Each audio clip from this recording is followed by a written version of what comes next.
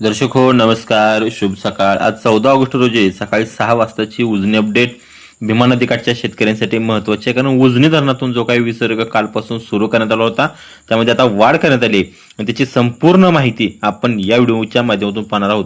आज सकाळी आपण जर पाहिले असेल तर ती दौंडची आवक 14,062 क्युसेक्स इतकी झाली आहे आणि दौंडची आवक वाढल्यामुळे उजनी धरणाची पाणी पातळी वाढली आहे.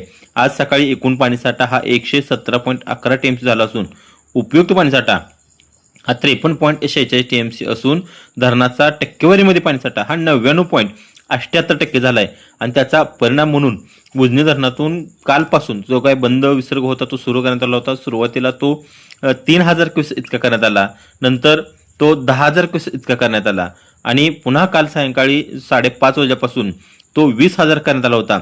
मात्र पुन्हा त्यामध्ये वाढ करण्यात आला असून आता तो विसर्ग हा 25,000 क्युसेक्स इतका करण्यात आला असून वीज निर्मितीसाठीचा 1600 क्युसेक विसर्ग हा त्या ठिकाणी सुरू आहे. त्यामुळे आता उजनी धरणातून जे काही पाणी सोडलेलं आहे त्याचे भीमा नदीमध्ये त्याची पाणी पातळी वाढायला सुरुवात झाली. त्याचबरोबर वीरमधून सुद्धा जवळपास 4,500 ते 5,000 क्युसेक विसर्ग हा नीरा नदीच्या पात्रामध्ये सोडला जातोय. एकंदरीतच जो उजनी आणि वीर धरणातून सोडलेला विसर्ग आहे तो पुढे संगममार्गे हा एकत्रित भीमा नदीमध्ये मिसळतोय आणि तो जवळपास आता तो 30,000च्या आसपास विसर्ग असणार आहे. त्यामुळे नदीकाठच्या शेतकऱ्यांनी थोडी काळजी घेणं गरजेचं आहे. ज्यांचे विद्युत पंप नदीच्या काठावरती असतील त्यांनी थोडे वरच्या बाजूला बसवावे जेणेकरून त्या विद्युत पंपाचं नुकसान होणार नाही. कारण दौंडची आवक या ठिकाणी जर वाढली तर उजनीचा विसर्ग पुन्हा या ठिकाणी वाढवला जाऊ शकतोय.